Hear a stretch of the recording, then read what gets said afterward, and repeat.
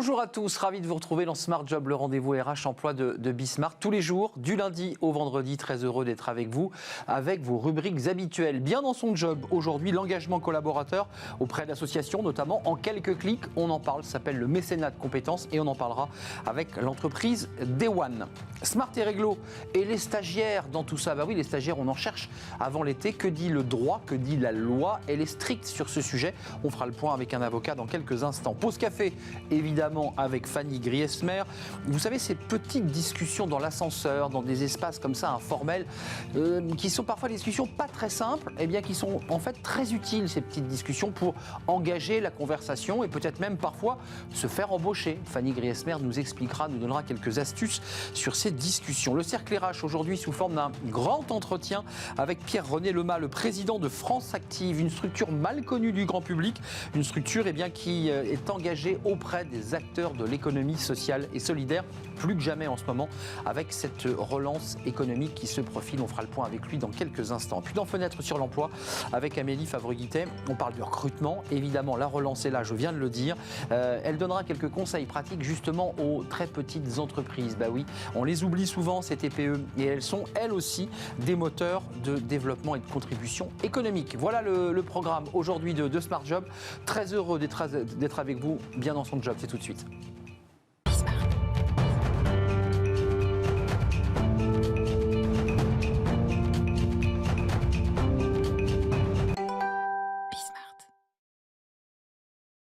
Bien dans son job, on parle du mécénat de compétences aujourd'hui avec Élise Thibault-Gondré. Bonjour Élise. Bonjour. Vous êtes cofondatrice de Day One. Je ne voudrais pas oublier votre cofondatrice Cindy Cargol-Bauer. Comme ça, voilà, vous avez démarré l'aventure ensemble. Exactement. C'est une jeune entreprise, Day One, née en 2020. D'abord, un tout petit mot sur vous et votre parcours, parce qu'on reçoit beaucoup d'invités sur ce plateau, quelques-uns en tout cas, qui nous disent, nous on vient de la finance, on a fait des trucs formidables, on a gagné très bien notre vie, mais ça ne nous intéressait pas. Pourquoi vous aussi, vous venez de la finance? Ah oui, totalement. Je suis totalement un produit de cette génération qui a fait une école de commerce, qui a fait un parcours dans la finance. Alors c'est très chouette, on apprend beaucoup, et c'est vrai qu'il y a un salaire conséquent avec. Puis un jour, on se rend compte qu'en fait, le salaire, c'est pas suffisant, qu'on a besoin de quelque chose qui fait sens, on a besoin de mettre les mains un petit peu dans une industrie solidaire. Et du coup, on décide de le quitter. Mais il y a une rupture, il y a un moment donné où on se regarde, une sorte d'introspection, vous dites c'est le moment, parce qu'il y a bien un moment donné où vous vous êtes rencontré avec Cindy pour vous dire qu'est-ce qu'on fait pour trouver du sens à notre vie? Oui, alors moi, ça avait même commencé en 2015, où j'ai tout quitté pour partir au Népal. Faire de la réinsertion sociale d'enfants des rues. Ah oui. Bon, c'est une année où il y a eu un séisme, il y a eu plein de péripéties, et finalement je suis rentrée en me disant ma compétence à moi c'est la finance, je vais les aider financièrement, ce que j'ai fait pendant 5 ans, mais en fait c'était pas suffisant, j'avais vraiment envie de les aider au quotidien, de mettre mon énergie au quotidien, et c'est là où j'ai rencontré Cindy, qui elle est jeune maman de 2 garçons, et lorsque son premier fils lui a demandé maman qu'est-ce que tu fais dans la vie, elle a préféré parler de sa journée de solidarité plutôt que parler de son travail. Et là, elle s'est dit, il y a vraiment quelque chose à faire pour accompagner les entreprises et pour accompagner ceux qui, en entreprise comme nous, cherchent du sens et de l'impact. Oui, parce que ce qui est intéressant, c'est que de l'autre côté de la barrière, vous l'avez quitté, vous, l'entreprise, mais il y a des salariés qui sont dans le même état d'esprit que vous. C'est-à-dire qu'ils sont au travail, gagnent bien leur vie, ils s'ennuient, ils cherchent du sens. Day One, vous dites, en tout cas c'est votre slogan, c'est une solution qui permet aux salariés de s'engager dans des associations en un clic. Comment ça marche? En fait, c'est très simple. Nous, Day One, c'est 3 piliers. C'est à la fois une plateforme dans laquelle on va référencer un réseau de solidarité. Donc ça, c'est notre deuxième pilier. On a plus de 150 associations locales et internationales. Et on a aussi toute une équipe derrière qui accompagne le collaborateur dans le choix de ses missions. Donc on référence aujourd'hui plus de 400 missions de compétences ou de compétences humaines en attente de besoins humains, justement pour les combler. Sur la liste des associations, quand vous avez accès à l'entreprise et qu'elle signe avec vous, cette liste, elle est composée de quoi? De la Croix-Rouge, d'ONG, comment? C'est lesquelles? En fait, on rassemble toutes les associations qui répondent aux 17 objectifs du développement durable. de l'ONU. Donc il y a aussi bien de la Croix-Rouge, donc tout ce qui est lutte contre la faim, il y a aussi tout ce qui est lutte contre le réchauffement climatique et le dérèglement, il y a aussi l'aide aux personnes handicapées et dans tout ce qui est de la santé. On réunit vraiment l'ensemble des associations, ce qu'on va appeler caritatives. Concrètement, l'entreprise, elle gagne quoi? Parce que j'ai vu qu'il y avait une amélioration des performances, parce que j'imagine que c'est un argument que vous utilisez quand vous les rencontrez. Vous leur dites, attendez, c'est pas du temps de perdu, c'est de la performance. C'est ça qu'elle gagne, l'entreprise? Un salarié qui quitte l'entreprise combien de temps? C'est quoi le délai de départ? Après-midi, 2 heures, 3 heures? Alors ça va vraiment être au choix de l'entreprise. L'entreprise, c'est elle qui décide. C'est ça, exactement. En fait, c'est un système de don de jours. Donc elle peut se dire, je donne une demi-journée, comme elle peut dire, je vais donner 12 jours par an, ou alors beaucoup plus pour un petit nombre de personnes, par exemple des personnes en pré-retraite ou en creux d'activité. Et en fait, ce que va gagner l'entreprise, c'est de nombreux points, c'est-à-dire qu'elle va aussi bien améliorer son image, parce qu'on sait qu'aujourd'hui, c'est essentiel. Elle va aussi concrétiser ce qu'on va appeler la responsabilité sociétale de l'entreprise. Aujourd'hui, il y a social, il y a un débat. C'est exactement. Il y a un petit débat sur le S. Mais en fait, le sociétal, c'est à la fois du social et de l'environnemental. C'est ça. Donc, elle est obligée d'avoir des actions concrètes là-dedans. Et en plus, un point qu'on oublie souvent, c'est qu'en fait, le fait de faire du mécénat de compétences, parce que c'est comme ça que s'appelle le dispositif, c'est de donner des jours à son collaborateur pour qu'il aille en association. Mais en fait, l'entreprise derrière, elle peut défiscaliser une partie du salaire du collaborateur en mission. Donc il y a un avantage fiscal, c'est important quand même de le préciser, les entreprises ne le savent pas forcément. Ensuite, elles doivent faire redescendre tout cela aux collaborateurs. Ça se passe directement avec vous, le collaborateur va sur la plateforme directement. Comment ça marche? Racontez-nous, parce que c'est intéressant de voir comment on fait. De toucher du doigt un peu la solution. En fait, c'est exactement ça. L'entreprise, ce qu'elle va faire, elle va nous sponsoriser. Donc, on va créer un partenariat pour déployer la plateforme auprès de leurs collaborateurs. Le collaborateur, il a ses accès, il se connecte. Il y a la page de l'entreprise qui est personnalisée, donc qui peut rappeler les valeurs de l'entreprise, pourquoi elle a décidé de faire un don de jour, parce que c'est quand même un cadeau de l'entreprise pour les collaborateurs, pour les rendre acteurs. Et donc après, le collaborateur va soit pouvoir aller voir directement les associations et trouver l'association qui fait sens pour lui, ou aller chercher par mission, en fonction de sa compétence, s'il a envie de s'engager avec ses collaborateurs. Aujourd'hui, on sait que ça fait 6-9 mois que certains n'ont pas vu leurs collègues. Ils peuvent se réunir sur une action de solidarité. Ils peuvent, par exemple, aller distribuer des repas à la Villette le soir. Ça vient d'un manager. Un manager qui dit, tiens, si on allait ce soir tous ensemble, distribuer des repas. À la Villette, trier des vêtements. Qu'est-ce qui cartonne, Élise, en ce moment? Qu'est-ce que les gens cherchent aujourd'hui quand ils s'engagent, lorsqu'ils décident de s'engager? C'est les poubelles, enfin, ce sont les déchets, c'est plutôt le social, le caritatif. C'est quoi les secteurs? Alors, je dirais qu'il y a 2 grands secteurs. À la fois, c'est le côté solidarité humaine, mais là, on la retrouve dans plein de secteurs. Ça va être l'aide aux réfugiés, ça va être l'aide aux sans-domicile. Donc, vraiment recréer du lien. Donc, aller faire des maraudes, distribuer des repas, ou même aller discuter avec des personnes isolées dans les EHPAD. Donc, ça, c'est une recherche très forte. Et on a aussi tout ce côté environnemental. Donc, aller faire des clean walk, ce qu'on appelle donc des ramassages de déchets, qui sont aussi très en vogue. Et on a des personnes qui sont plus déjà engagés, qui veulent vraiment donner leurs compétences, donc là, qui sont prêts à travailler plusieurs jours pour refaire une charte graphique, refaire un site internet. Apporter leurs compétences concrètes. Celles qu'ils utilisent dans l'entreprise, ils l'apportent à l'association, à l'ONG, qui effectivement galère parfois sur le plan informatique, à ouvrir une page, à pouvoir se faire connaître. Très concrètement, il faut quand même se présenter au manager, hein. On ne part pas comme ça de l'entreprise, mais pour se le dire, on ne part pas, tu vas où? Tout ça est répertorié par le service RH quand même. Exactement. En fait, c'est pour ça que ça peut être parfois un peu long à le mettre en place, c'est que c'est vraiment des accords de temps de travail qui vont se passer. Et donc l'entreprise va décider de donner quelques jours à tout le monde, ou alors quand c'est une plus petite équipe, ça peut aller un peu plus vite. Mais oui, il y a toujours une validation du manager, ou en tout cas une validation de l'équipe en charge. Ça peut être l'équipe RSE, l'équipe RH. Élise et Cindy, votre boulot, on l'a bien compris, c'est d'aller démarcher aujourd'hui, de trouver des entreprises, de belles entreprises qui peuvent prendre votre solution. Ça, on l'a compris. Puis votre travail, c'est aussi d'aller à la rencontre des ONG, des associations. Vous les rencontrez, vous parlez avec elles, vous leur dites « venez, on voudrait vous mettre sur notre liste ». Elles refusent, elles acceptent. Elles disent oui à chaque fois, j'imagine. Alors pas à chaque fois, parfois forcément quand on vous dit c'est une solution et c'est gratuit pour vous, parce qu'en fait nous on est une entreprise de l'économie sociale et solidaire, donc on s'est créé pour le bien, oui j'ai entendu. France Active. Et justement on est en contact aussi avec France Active, et nous notre but c'est vraiment de leur apporter une solution concrète et gratuite. Donc au début ils se disent Il y a un loup. Il y a un loup quelque part. C'est trop beau. C'est ça.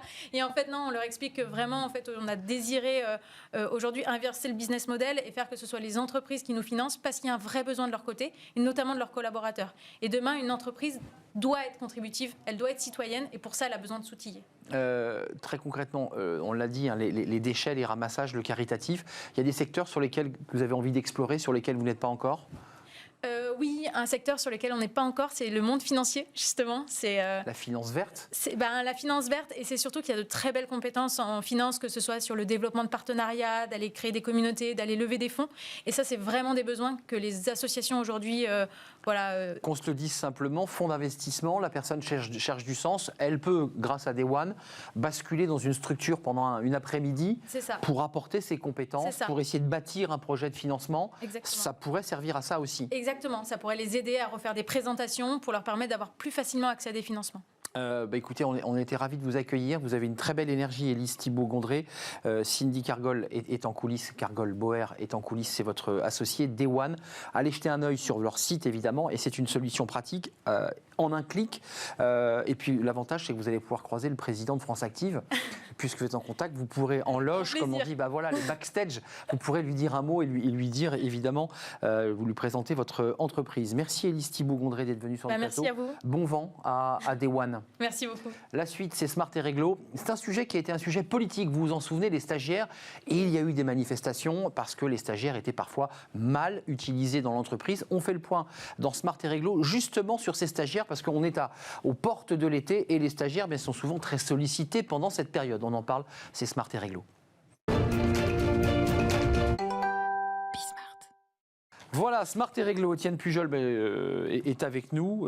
Étienne Pujol d'Aix-en-Provence, avocat en droit social au cabinet Berilo. C'est son cabinet. On parle des stagiaires, Étienne, parce que je l'évoquais dans le lancement, ça a été un sujet politique, les stagiaires. Il y a eu des manifestations avec des masques. Je me souviens qu'ils mettaient des masques dans la rue, des masques blancs. Déjà. On voit beaucoup d'annonces pour recruter des stagiaires.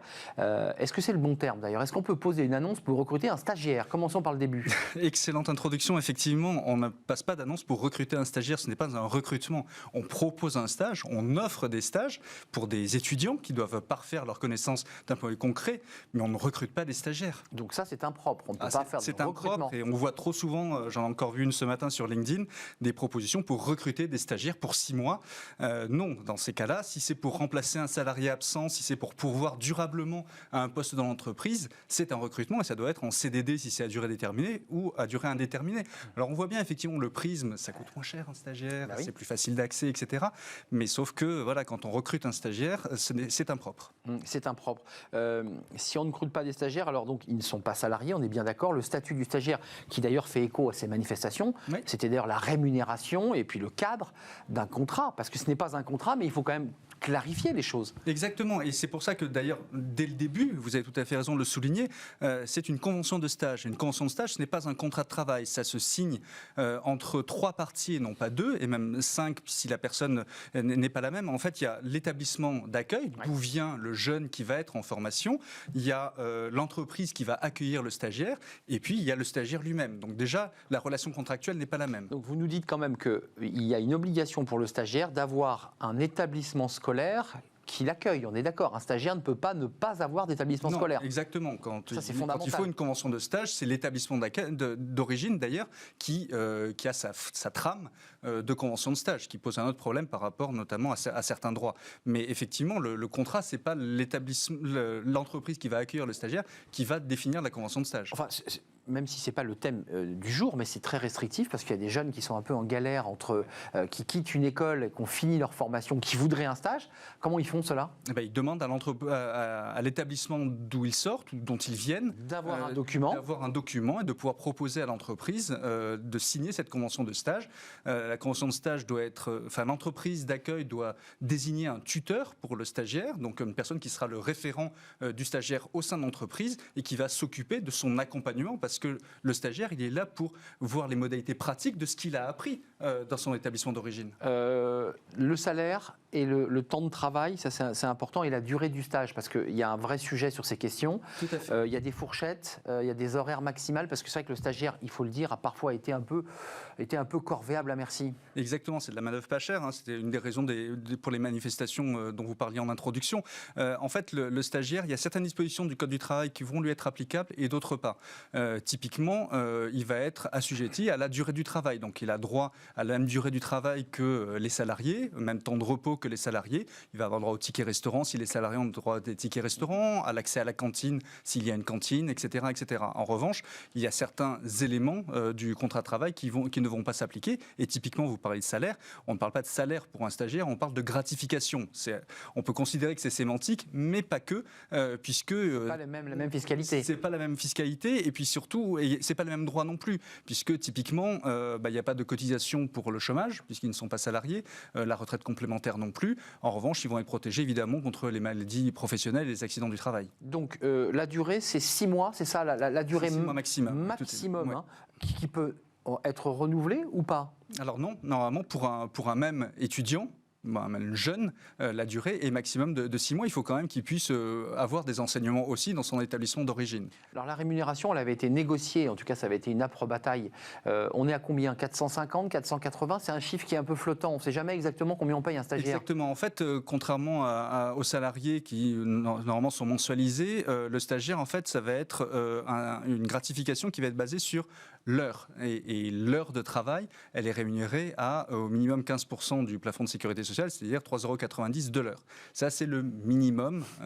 Oui, c'est pas cher. C'est pas cher. Eh ben non, mais c'est pour ça aussi que qu'il y a eu des abus dans l'utilisation. Les femmes de ménage à Paris, c'est quoi? C'est 10, 12 € de l'heure? Oui, encore, celles qui ont signé leur accord ce matin ont eu droit à une prime pour l'Ibis Batignolles. Mais effectivement, on voit la différence entre le SMIC horaire et la gratification horaire minimale. C'est bien un minimum. Il y a beaucoup d'entreprises qui proposent plus à des stagiaires, mais il y a des contreparties aussi. Il y a des contreparties qui sont quoi? Et on les fait travailler un peu plus. Qui sont qu'on les assimile à des salariés. Et l'inspection du travail, qui a le droit de venir constater la manière dont on recrute les stagiaires et dont on utilise les stagiaires, vont pouvoir soit infliger des amendes si le cadre n'est pas respecté, soit même demander à ce qu'il y ait une requalification de la relation en relation de travail. Vous faites référence, Étienne Pujol, aux start-up, parce que c'est que les start-up qui démarrent, ces jeunes entreprises, ces jeunes pousses, évidemment, elles vont chercher du stagiaire parce qu'elles n'ont pas la trésor pour démarrer. C'est là où on est un petit peu à la limite quand même. Mais oui, et puis il y a un gros aspect, un gros point négatif par rapport à ça, et on le voit beaucoup lors de leur première levée de fonds, ces startups, c'est qu'elles ont mis de côté, occulté la partie propriété intellectuelle, puisque, on le disait, le Code du travail s'applique pour certaines dispositions et pas pour d'autres. Typiquement, la cession des droits de propriété intellectuelle sur les algorithmes ou les logiciels, ils appartiennent aux stagiaires, voire parfois à l'établissement d'origine, mais pas à l'entreprise. Vous nous dites que le stagiaire met la main jusqu'à fabriquer ou cofabriquer des algorithmes, parce qu'il a le niveau, il fait une école d'ingénieur. Le stagiaire s'en va, il a fabriqué en partie l'algorithme, mais il n'en aura aucun droit intellectuel. Alors, non, au contraire, il a les droits intellectuels, il peut venir les revendiquer auprès de l'entreprise. Sauf qu'en général, on ne les revendique pas.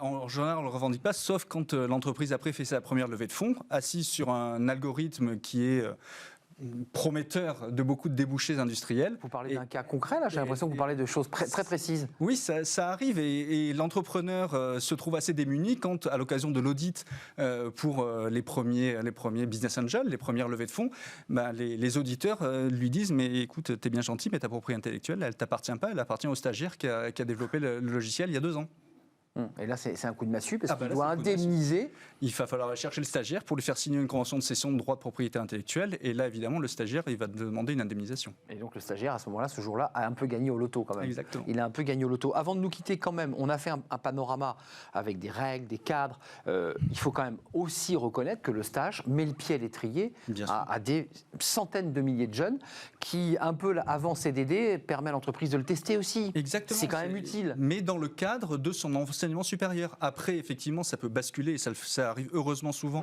sur des CDI. Et dans ce cas-là, typiquement, on reprend l'ancienneté. Il n'y a pas de période d'essai puisqu'on a déjà testé le stagiaire dans un environnement professionnel, même s'il n'est pas là, encore une fois, pour occuper un poste permanent ou un remplacement de l'entreprise. Mais on l'a déjà testé in situ. Et donc, il est souhaitable de le convertir puisqu'on l'a déjà formé en vrai salarié. Et parce qu'on est content de lui et donc on lui fait une proposition derrière un peu plus sérieuse. Surtout avec ces derniers mois où les gens étaient confinés. Donc un stage, c'est l'opportunité maintenant de revenir sur le marché du travail. 3,90 € par heure de stage, 589 € par mois minimum. Ouais. C'est important pour les parents, chefs d'entreprise qui mettaient vos enfants en stage. Voilà, il y a quelques cadres précis.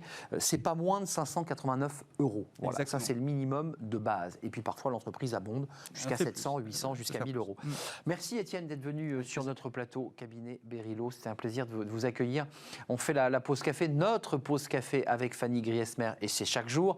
Les small talk, ouais, je me suis obligé à dire ce mot anglais. Ce sont ces petites discussions qui parfois ne ressemblent pas à grand chose, mais vous allez le voir avec Fanny, discussions qui sont parfois très utiles finalement. Small talk, ça y est, je l'ai dit, je ne le dirai plus de toute la chronique.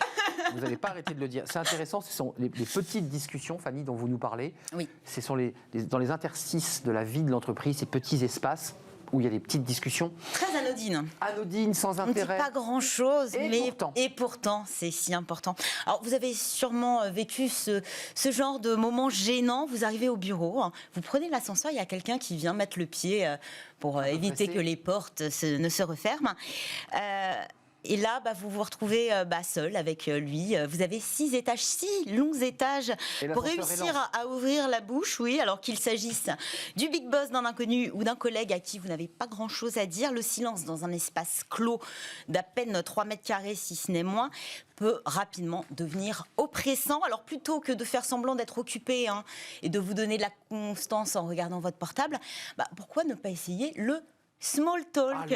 Eh oui, le small talk, c'est une petite conversation légère, informelle, qui peut venir à votre secours pour meubler un silence qui peut être gênant, pour briser la glace aussi, mais c'est aussi et surtout une compétence très utile dans la vie professionnelle, compétence relationnelle. C'est donc un petit exercice à ne surtout pas négliger. Et je sais, Arnaud, que vous êtes assez doué en la matière. Oui, je suis très très doué. Je suis vice-champion de France en small talk. Champion. Moi, je suis champion du small talk. Bon, ça fait toujours plaisir à entendre. C'est quoi exactement d'ailleurs ce small talk? Ça vient d'où? Alors, ce sont les petits. Alors, ça remonte à très très loin. C'est un anthropologue qui a mis ça à peu près au point début du XXe siècle. Voilà, ce sont toutes les petites conversations anodines que l'on entame un peu en toutes circonstances. C'est pas seulement au travail, ça peut être aussi, je sais pas, vous attendez pour aller chercher du pain dans la file, vous entamez la discussion avec quelqu'un qui attend comme vous. Peut-être que d'ailleurs vous le pratiquez sans même vous en rendre compte. Finalement, au bureau, en tout cas, c'est tout ce qu'on se dit à la machine à café, en attendant un ascenseur, en attendant sa place à la photocopieuse, en se dirigeant vers un arrêt de bus. Concrètement, c'est tout ce qu'on se dit après un « ça va ». Voilà. Ça va, ouais. Ça va, ça va. Et après, on enchaîne. Parmi les sujets de prédilection dans le small talk, on retrouve la météo, bien sûr, les transports et surtout les problèmes qui sont associés en temps de grève. Et évidemment, c'est plus facile de lancer la conversation sur la galère des transports. Des sujets alors qui ne demandent pas une grande réflexion intellectuelle, qui ne suscitent pas non plus une réflexion chez votre interlocuteur. Mais donc, vous attendez pas à refaire le monde avec cette personne, à susciter un débat enflammé. Non. Alors, ce n'est pas tant l'intérêt du contenu que le fait de converser lui-même qui est intéressant dans le small talk. Donc c'est pas seulement un simple échange de banalités sans intérêt autre que celui de conjurer le silence, non, c'est un rouage essentiel dans les interactions humaines. En fait, finalement, avec ces petites conversations, nous jetons de petits ponts vers les autres, nous leur tendons la main et c'est ça qui fait du bien. Essentiel. Alors, vous nous dites pas essentiel, mais finalement essentiel à bien des égards. Exactement. Notamment au bureau, parce que quand vous arrivez, vous êtes le petit nouveau. Si vous tentez le small talk ou qu'on le tente avec vous, c'est beaucoup plus simple de s'intégrer. Ça permet aussi de donner une image sympathique, celle du collègue ouvert, aimable, celui qui a la tchatche, donc celui qu'on aime bien aller voir. L'autre atout non négligeable, c'est quasi mathématique. Small talk égale contact visuel égale mémoire. Donc si vous parlez à quelqu'un, même en attendant l'ascenseur, il va se souvenir souvenir de vous. Donc la balle est dans votre camp pour rester dans la case, on va dire, sympathique du cerveau de la personne avec qui vous aurez parlé. Et puis, rappelez-vous une chose, échanger, communiquer, c'est s'ouvrir aux autres et ça, personne ne pourra jamais vous le reprocher. Donc c'est quoi? C'est une manière de réseauter? Oui, justement, parce qu'effectivement, vous allez voir une personne et vous lui parlez, elle se souvient de vous, c'est plutôt pratique pour de nouveau établir un échange par la suite. C'est comme ça qu'on se crée le réseau, c'est un premier contact, aussi futile soit-il. Par ailleurs, vous aurez brisé la glace. Peut-être que cette personne, au-delà d'un contact potentiellement professionnellement intéressant, peut-être un verre après, peut-être que vous pouvez vous faire des amis. Et effectivement, là encore, faut bien commencer par quelque part, même si c'est quelque chose de très classique comme la météo ou les grèves dans les transports. Alors c'est vrai que aussi dans les situations les plus délicates ou gênantes, pensons par exemple à un entretien d'embauche, je ne sais pas, une présentation, un rendez-vous négociation avec un client, ou la rencontre fortuite avec le grand patron qui ne met jamais très très à l'aise. Un échange de banalité fera toujours un meilleur effet qu'un long silence gêné et gênant. Un silence qui risque non seulement de dire de vous que vous êtes sous pression, très stressé, et puis aussi donner l'impression à l'autre que vous ne vous intéressez pas du tout à lui. Donc dans le cadre professionnel, maîtriser ces petites conversations anodines peut faire toute la différence et peut même déclencher l'envie de travailler avec vous. Moi, j'ai envie de travailler avec vous, Arnaud, par exemple. Il s'agit d'une compétence une déclaration relationnelle. On travaille déjà ensemble. Donc, je suis ravie de travailler avec vous, notamment parce que vous pratiquez le small talk. Parce que je suis vice-champion du monde de small talk.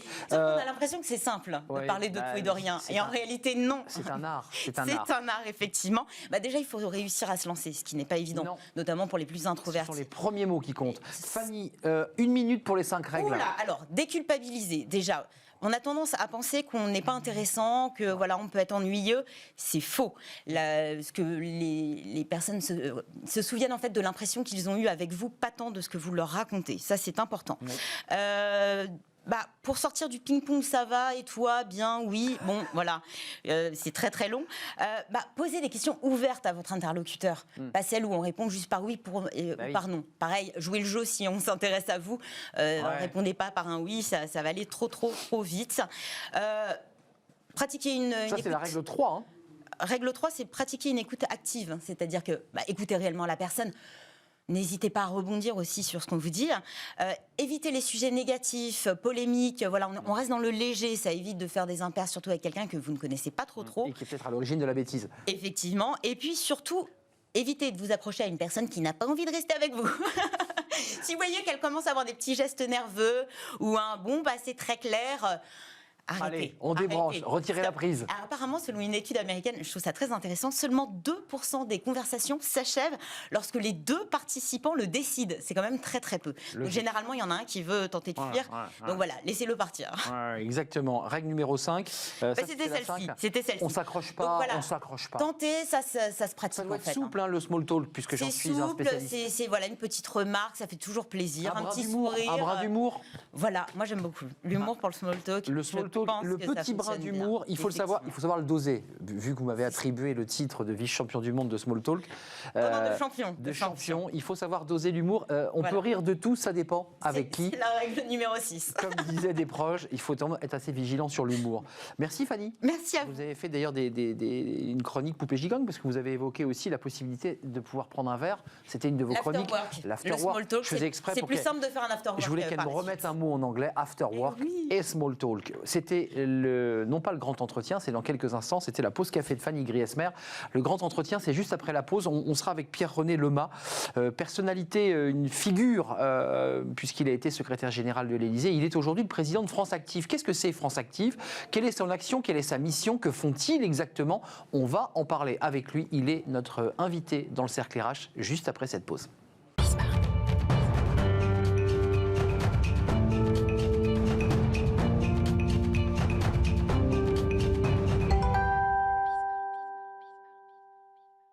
Le cercle RH avec un grand entretien. Aujourd'hui, on va parler de l'économie sociale et solidaire et de France Active, évidemment. Pierre-René Lemas, merci d'être avec nous. Merci de m'inviter. m'inviter. C'est un plaisir de vous accueillir. Président de France Active, ancien secrétaire général de l'Élysée sous la présidence de François Hollande pendant 2 ans, puis ensuite directeur général de la Caisse des dépôts, consignation, on disait CDC encore à l'époque, et puis aujourd'hui à la tête de France Active.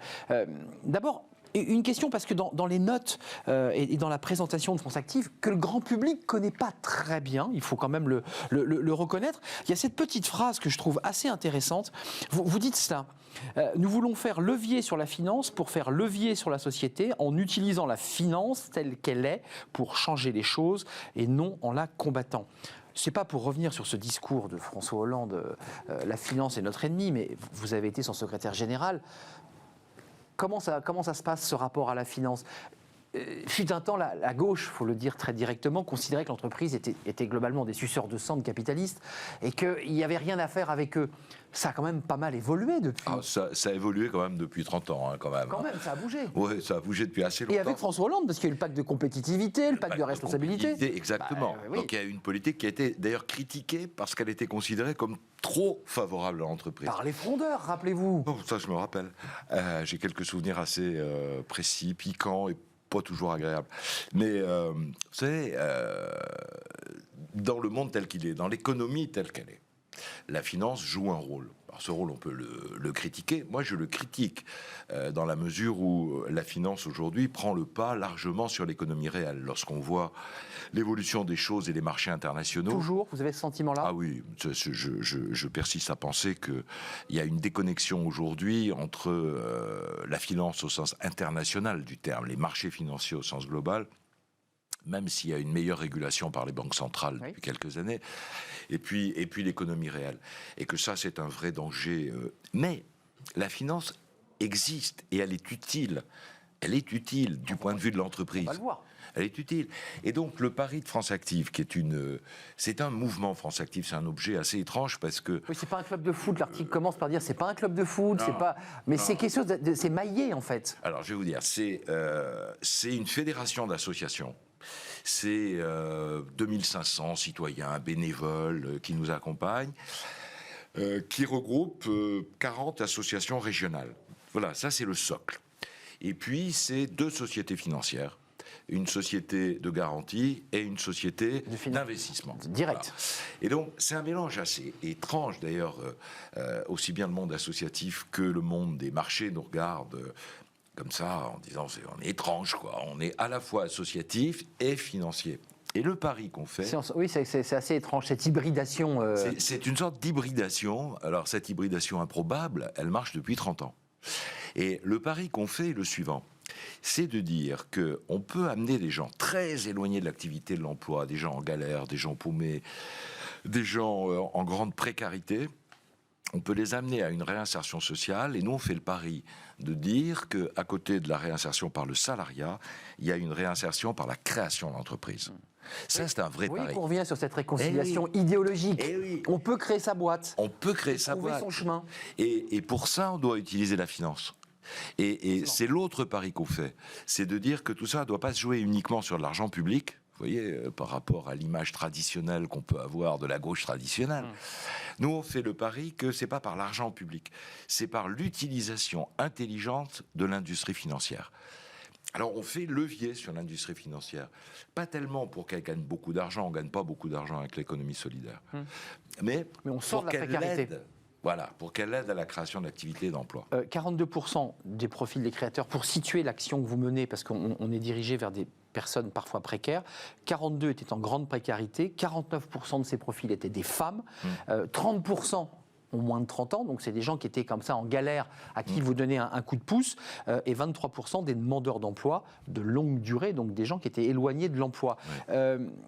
Quelques mots avant de parler de votre plan de relance, parce qu'il y a quand même l'idée là aujourd'hui qu'il faut aussi accélérer. Pour ceux qui cherchent à contacter France Active, comment marche votre dispositif ? Je suis en précarité, on m'a détecté, on me dit à l'oreille, va donc voir France Active. Comment ça marche concrètement ? Alors c'est très simple, ça marche comme on est régionalisé. On est dans toutes les régions. Et puis, on a à peu près 130 points de contact sur l'ensemble du territoire. Ça peut être direct, notamment en région, parce qu'on connaît les... Mais quand on ne connaît pas, on peut passer par franceactive.org. Il suffit d'ajouter le nom de sa région. France Active Normandie, France Active Bretagne, France Active Grand Est, voilà. Et puis, il y a une troisième manière de prendre contact avec nous, c'est tout bêtement la banque. Parce que je vais vous dire ce qui se passe.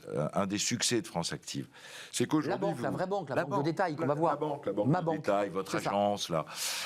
La banque nous connaît. Et donc, à nouveau, c'est un des succès de France Active. Vous avez une idée, vous avez un projet, vous allez voir la banque. Alors évidemment, vous n'avez pas d'argent, hein, donc vous allez voir la banque pour demander un prêt. Et tord un peu le nez. La banque vous dit votre truc, c'est drôlement intéressant, ou pas d'ailleurs, mais elle vous dit c'est drôlement intéressant, mais écoutez, non. Est-ce que vous avez des garanties? Non. Ah non. Est-ce que vous pouvez hypothéquer la maison de la grand-mère? Non. Vous devriez aller voir France Active, dit la banque. Parce que ça, vous êtes la garantie, vous. Nous, on est la garantie. C'est-à-dire que, au fond, on dérisque la banque. Nous, on croit au projet. On dit ça, c'est un super projet. On accompagne le porteur de projet à la banque, ou la banque nous appelle. Et nous, on dit, bah, écoutez, nous, on y croit. Donc, on va vous garantir, vous, la banque, jusqu'à 60, 70, 80%. Les femmes, on a fait ce choix, un entrepreneur femme, une porteuse de projet, 80% est garanti par nous. Donc, la banque dit, moi, mon risque, il est à hauteur de 20%. Donc, ça va. Ça se joue. Ça va. Ça se joue. Et bon an, mal an, on crée 8000 entreprises comme ça par an. 35 000, avant Covid, puisqu'on va parler de la période Covid, mais c'était 35 000 emplois et 8 000 entreprises. Là, vous êtes solidaire face à la crise. Ouais. Les chiffres sont impressionnants. C'est 410 millions mobilisés pour 58 000 emplois. Ouais. Et j'ai vu que quand France Active accompagnait la création, on passait de 1, et en 4 ans, l'entreprise créait des petits, avec 4 ou 5 emplois, on est d'accord? C'est ça. Donc, 4,2. 4,2, qu'on n'est pas loin de 5. Voilà. J'arrondissais pour être très optimiste. Ça veut dire quoi? Ça veut dire que la France est entrepreneuse à condition qu'on lui fasse confiance. Les Français le sont à condition qu'on les aide. Moi, c'est vraiment ma conviction. C'est qu'il y a des gens qui sont très éloignés de l'activité, qui ont des projets formidables. Le Covid, évidemment, empêchait de le faire, mais depuis que je suis à la tête de France Active, je fais des tours de France en permanence. J'ai vu que vous bougiez voir beaucoup. Des jeunes, des moins jeunes, d'ailleurs. Il y a plein de projets. Et ces projets, il faut que le système économique les porte. Il ne les porte pas spontanément, ça n'est pas vrai. Il faut qu'il y ait un mécanisme de levier qui accompagne ces jeunes, ou ces pas jeunes, à créer leur entreprise. Et ça, c'est un peu le rôle de France Active. Au fond, on les accompagne, on leur explique ce que c'est qu'un business plan, on les aide à monter leur projet. On le fait même de manière très systématique depuis quelques années avec... Sous forme du tutorat, c'est-à-dire France Active à quelqu'un qui va venir leur expliquer concrètement. On fait mieux que ça. Pour une trentaine de projets par an, qui nous paraissent vraiment formidables, on accompagne l'entreprise presque physiquement et financièrement. C'est-à-dire, on fait un partenariat avec une boîte, une grande entreprise, et on dit au porteur de projet, on lui dit, bah voilà, pendant 8 mois, 10 mois, peut-être 1 an, tu vas avoir une somme. On va te payer en quelque sorte. Et avec ce financement-là, qui est une sorte de salaire, c'est pas un salaire, tu vas monter ton projet. Et il monte le projet, voilà, et on l'accompagne. C'est un peu business angel, enfin d'une manière réduite, mais il y a un peu de cette idée. C'est business angel avec cette idée. Une vision sociale. Ouais, avec cette idée que notre projet, il est d'abord social, sociétal, comme on dit maintenant, écologique. Si vous voulez, on a tellement mis l'accent dans notre pays depuis quelques années sur un objet formidable d'ailleurs, c'est les startups. J'étais président de BPI France. Oui, j'ai oublié de le préciser. La Startup Nation. La Startup Biotech. On y voit une petite critique quand même là, non? Il n'y a pas espèce de mots comme ça. Ouais, parce que c'est pas l'alpha et l'oméga. Moi, je crois beaucoup aux startups du social, celles qui ont une vocation économique. C'est ça l'économie sociale j'ai vu, il y a solidaire. le compostage, il y a le covoiturage, il y a plein de projets qui sont tournés vers l'écologie, vers la transformation. C'est ça l'idée. Il n'y a pas une boîte en fait en France aujourd'hui d'économie sociale qui un jour ou l'autre n'ait pas été financée par France Active. L'avenir, c'est quoi? Parce que là, on est en train de nous dire, je pense que c'est vrai d'ailleurs, hein, la relance pointe son nez, ça y est, c'est septembre, l'économie repart, tout augmente, l'essence, les prix. La relance pour France Active, c'est quoi? C'est quoi les projets de relance? Comment on fait là? Alors nous, on a 2 idées assez simples. Hein. La première, c'est de se remettre dans ce cycle vertueux qui est d'aider les porteurs de projets, les gens qui ont des idées, à créer leur boîte. Voilà. Ça a baissé, ça s'est tari pendant le Covid. Ça a baissé. Ça a baissé pendant le Covid. On était à 8 000 par an, on est à 6 000 l'année passée. Donc ça a un peu baissé pendant le Covid, et on peut comprendre. Bien sûr. Et puis, donc notre idée, c'est de reprendre ce cycle vertueux. C'est vertueux, pourquoi? Parce qu'il faut faire attention. Nous, on a de l'ordre de 15 000 demandes par an. On en prend la moitié. Donc il y a un écrémage. Il y a un écrémage, il y a des comités d'engagement qui regardent. Voilà. Donc on va reprendre ce cycle-là. Le deuxième, c'est d'accompagner les entreprises d'économie sociale et solidaire, celles qui ont une vocation sociale, écolo, économie circulaire, etc. Qui créent de l'emploi, il faut le rappeler. Qui créent énormément d'emplois. Et toutes ces entreprises qui existent aujourd'hui, qui sont petites, moyennes, c'est des ETI parfois. Bon, il n'y a pas de très grosses. Non, il n'y a pas de enfin, on commence à en avoir. Il y a des belles entreprises. Pas de très grosses. Nous, notre idée, c'est de les accompagner maintenant réellement. C'est-à-dire, pour être concret, l'État a fait un truc formidable pendant la crise, c'est d'arroser de liquidités. Donc on a mis la trésorerie gratuite partout. Des canadaires. Des canadaires de liquidités. Et puis, l'État a fait autre chose, c'est accompagné par le chômage partiel, le maintien de l'activité. Bon, nous, ça, vous le soutenez, excusez-moi, c'est pas pour vous ramener... Non seulement on soutient, mais on a diffusé absolument partout par nos réseaux le plan national et les plans régionaux. On soutient. On a sauvé des emplois par cette méthode. Mais bien entendu. Alors, nous, ce qu'on se dit, c'est que ça ne suffit pas pour les entreprises en général, mais sur les entreprises sociales en particulier. Ça ne suffit pas parce que ce dont elles ont besoin, et j'enfonce pas les portes ouvertes, parce que cet été, quand on disait ça, les gens étaient sceptiques, elles ont besoin de fonds propres. Bien sûr. Elles ont besoin de capital. Il faut arrêter simplement de les endetter, il faut leur donner les moyens du rebond. Et nous, on a mobilisé cet été, avec nos partenaires, de l'ordre de 100 millions d'euros. Pour faire de l'apport en capital. Je ne voulais pas demander, mais vos partenaires, ceux qui financent France Active, c'est quoi? C'est aussi... Qui finance France Active? Parce que là, vous êtes un financeur, en quelque sorte, ou un garantisseur, mais il faut bien avoir des fonds. Là aussi, c'est très étrange. On a d'un côté l'État qui nous aide, le Fonds de cohésion sociale, les régions qui sont nos partenaires, qui on négocie, qui abondent, et puis, au capital de nos deux sociétés, la société de garantie, nous avons toutes les banques de la place au capital et au conseil d'administration. Et la société de financement en investissement, l'asset manager en quelque sorte du social, on a en gros tous les gros gestionnaires d'actifs, Amundi, Mirova, BNPP, etc. Eux aussi. Vous voyez qu'on fait levier avec eux. Ils sont à notre capital. Parce qu'ils savent que vous garantissez derrière. Ils savent qu'on garantit et ils savent que nos projets sont porteurs. Alors, à nouveau, un projet de financement, d'investissement sur l'économie sociale et solidaire, ça ne va pas rapporter des milliers et des cents. Mais, d'abord, on ne perd pas. Deuxièmement, vous, moi, avec notre épargne, on sait où va cette épargne. C'est ça qu'on appelle l'épargne solidaire. On sait tracer l'épargne solidaire. On sait que notre argent en épargne, il va servir à financer une déchetterie, un EHPAD, une crèche associative. Et moi, je pense que dans le cadre de la relance, une des réponses, c'est celle-là. Développer l'économie sociale et solidaire, ça veut dire d'abord développer l'épargne solidaire. Mais Pierre-René Lebas, très concrètement, pour ceux qui nous regardent, je veux investir dans l'économie sociale et solidaire, je vais voir mon banquier, j'investis comment pour aider France Active? Alors, c'est une bataille qu'on mène... C'est complexe, il n'y a pas un fonds destiné à France Active? Non, c'est pas comme ça que ça se joue. C'est vraiment une affaire complexe. Il y a une chose qui existe déjà, c'est dans les entreprises. Les fonds d'épargne collective, vous savez, les PERCO, les fonds de retraite, voilà, ont la possibilité, parce que la loi le prévoit, de mettre 10% de cette épargne sur l'épargne solidaire. Et en général, elles le font. Alors, il y a 100% d'épargne, dont une partie va aller sur des investissements classiques.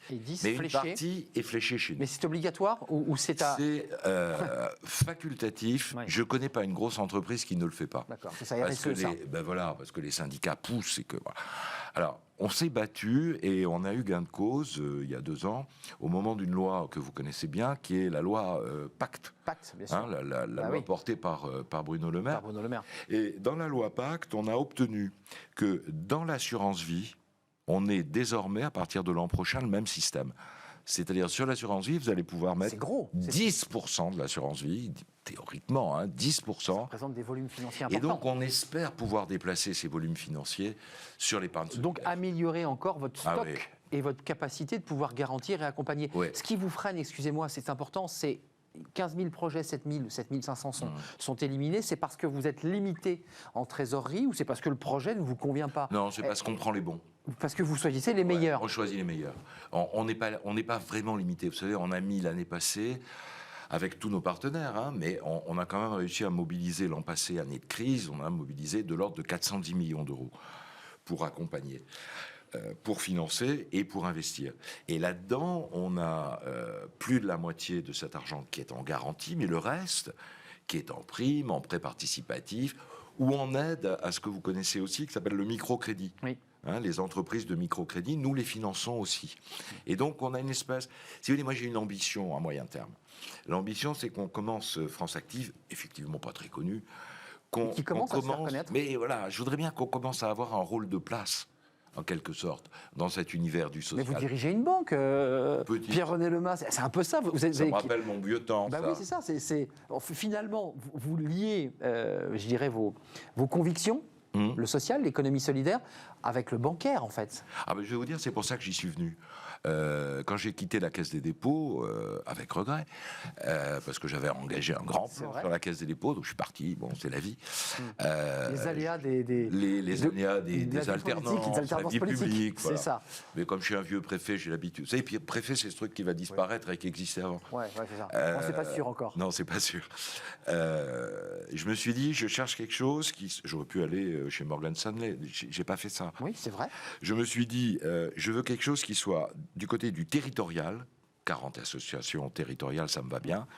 Du côté du social, c'est notre vocation, sociale et écologique. C'est pas un projet pour le profit, c'est le profit pour le social. Voilà, donc je retrouvais l'industrie financière et puis l'intérêt général. Et je trouve que c'est une alchimie formidable. C'est un beau mariage. Et d'ailleurs, je suis souvent, avant le Covid, à Bruxelles ou à Luxembourg. On est très accompagné par la Banque européenne d'investissement, le Fonds européen d'investissement.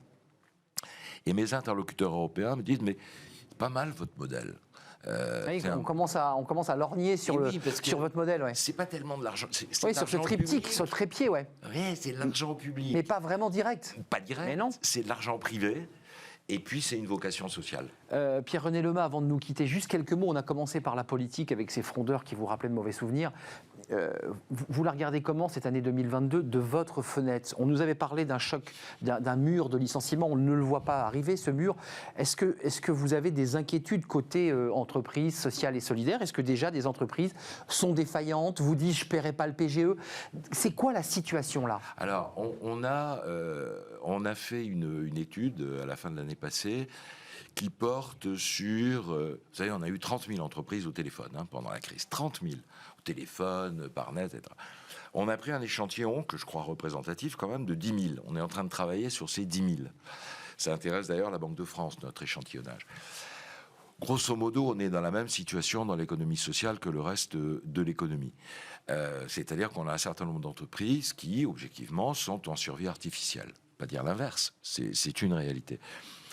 Est-ce que tout ça va se traduire par un océan de faillite au début de l'année prochaine? J'en sais rien, parce que le gouvernement repousse les échéances. Oui, ils ont encore repoussé sur certains secteurs. Donc je ne pense pas que ce sera au début 2022. Je pense qu'il va venir un moment, et moi je suis un peu inquiet. L'heure de vérité. Mais oui, il va venir un moment où il faudra bien rembourser les PGE.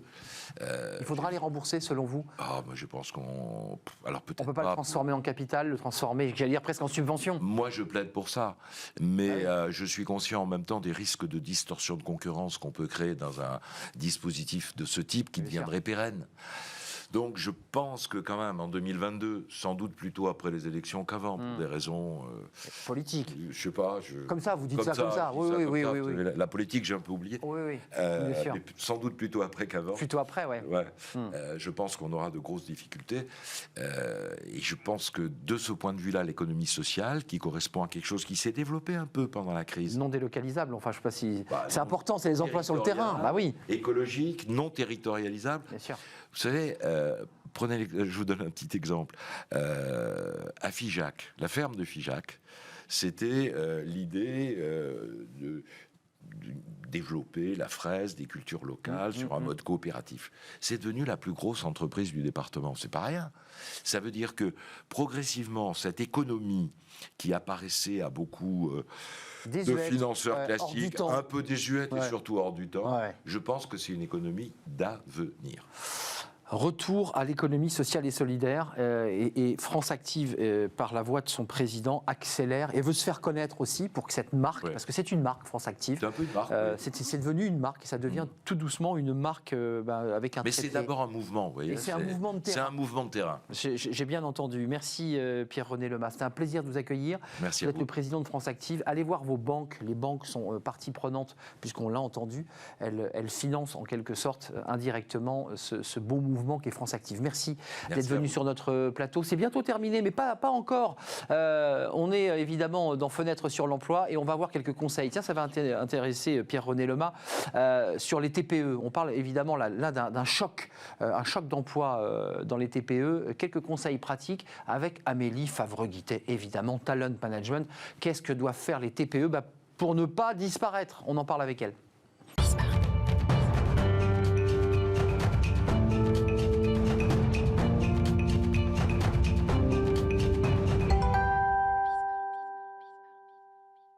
Amélie Favre-Guittet, comment ça va? La pleine forme, comme toujours. La pleine forme, il faut quand même dire à nos téléspectateurs que ces fauteuils ne sont pas agréables. Non, mais on peut le dire, on peut se le dire. Un marchepied à chaque fois. On est en direct, il faudrait un petit marchepied. Bref, comment allez-vous chez Talent Management? Vous avez décidé aujourd'hui de nous parler des TPE.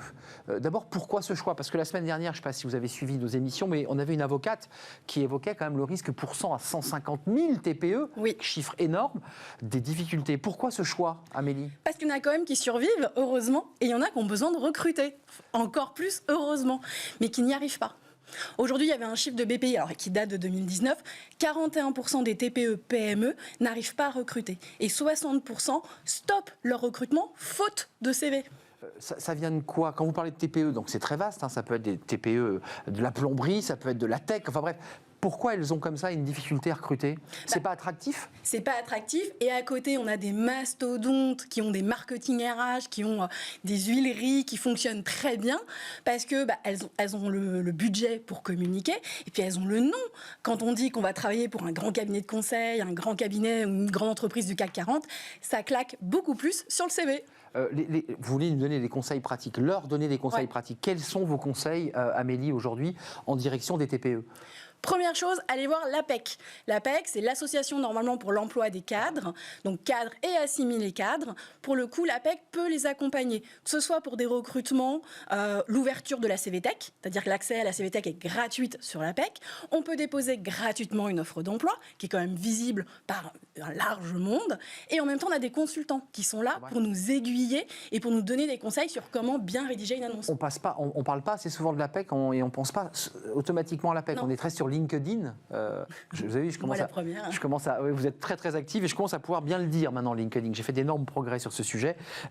Faire appel aussi, vous dites, à des partenaires extérieurs, c'est qui? France Active? Alors pourquoi pas? C'est des partenaires emploi, les maisons de l'emploi, les associations de demandeurs d'emploi.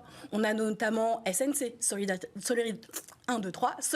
Nouvelle face au chômage. On les a reçus sur notre plateau. On a la Fondation FACE qui fait également énormément de choses pour l'emploi des seniors.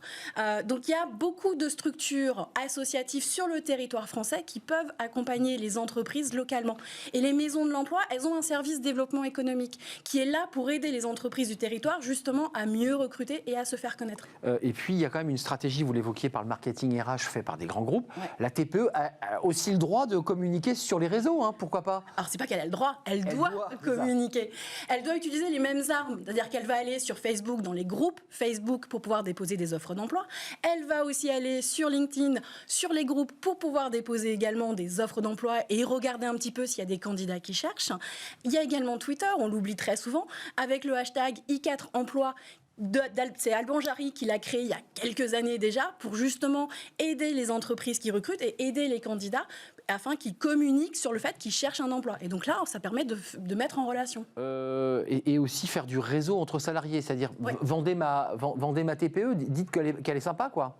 On oublie très souvent, on pense souvent à la communication en externe, mais on oublie très souvent la com en interne. Et donc le fait de communiquer, de dire à ses salariés, à ses collaborateurs que l'entreprise recrute, qu'elle a envie de grandir, qu'elle a envie de s'en sortir, ça s'appelle faire de la cooptation. C'est-à-dire qu'on va demander aux salariés de parler, de communiquer, de faire savoir que l'entreprise recrute. Et si le collaborateur ramène un candidat qui a un bon profil, il peut recevoir une belle prime. Souvent sur les sites de cooptation, ça va de 250 à 1000 euros. Ça peut motiver un collaborateur à en parler. Amélie, aujourd'hui, vous qui avez un regard quand même sur les recrutements, les TPE, c'est quoi? Pour qu'on soit précis, c'est une entreprise de 0 à quoi? 10 salariés? 10. Alors après, la TPE, oui, elle va jusqu'à 50. Après, on passe sur de la PME, moins de 250 collaborateurs. D'accord, parce que c'est juridique ça. Hein. La TPE, c'est jusqu'à 50. Ouais. On a souvent l'impression qu'une TPE, c'est une personne toute seule. Alors, il y en a beaucoup. C'est la majorité des TPE, hein, on est d'accord. Mais même cette petite TPE, même si elle est toute seule, elle peut avoir besoin d'un stagiaire ou d'un alternant. Donc ça va jusqu'à 50 salariés, ces TPE. Le marché du recrutement, avant de nous quitter dans les TPE, c'est quoi les secteurs qui cartonnent en ce moment? C'est la tech La tech, alors ils sont très généralistes. Moi, je recrute énormément pour les TPE-PME. On est dans la robotisation, on est dans les services, on est dans les conseils. Donc tous les secteurs peuvent être amenés à recruter. Dans l'agroalimentaire, on recrute énormément en ce moment. Avant de nous quitter, même si on n'a pas de boule de cristal, vous corroborez les propos de cette avocate, Maître Karamali, où vous êtes plus prudente sur les risques d'effondrement de l'emploi dans ce secteur? Alors il va y en avoir. Et comme on l'a dit juste avant, on va attendre que les élections passent pour lancer les plans sociaux. Vous aussi. Mais bien sûr, c'est toujours barricadé avant les élections. On empêche les plans sociaux avant les élections. Et ça sort après. Officiellement, ça sort après. La patate chaude pour celui qui, évidemment, hérite à partir de septembre 2022 d'une situation économique qui sera dégradée. Qui sera catastrophique. Mais justement, aujourd'hui, il y a des entreprises qui vont essayer de s'en sortir. Et elles sont là, elles ont besoin de recruter. Donc, il ne faut pas les oublier. Amélie Favre-Guittet pour les conseils au TPE de 0 à 50 salariés. Parce qu'après, vous l'aurez compris, on bascule en PME et puis ensuite jusque ETI au-delà de 250. Merci Amélie, Talent Management, avec tous ces conseils pratiques bien utiles. Merci à vous qui nous regardez et qui êtes très actifs sur les réseaux sociaux pour réagir à nos émissions. Et je vous en remercie bien entendu. Je remercie Romain Luc à la réalisation. Je remercie Alex, ingénieur du son, au son évidemment. Je remercie Fanny Griesmer. Je remercie Pauline Gratel et je remercie Margot pour l'accueil invité. Merci à toutes. Et merci à vous qui nous regardez pour votre fidélité et la passion que vous mettez à réagir et à nous écrire. Portez-vous bien d'ici là, évidemment. On sera là demain, bien entendu, pour une nouvelle émission, un nouveau numéro. Je ne sais pas si vous serez devant votre poste. Amélie Favre-Guittet sera devant son poste. Bye bye, à demain, portez-vous bien.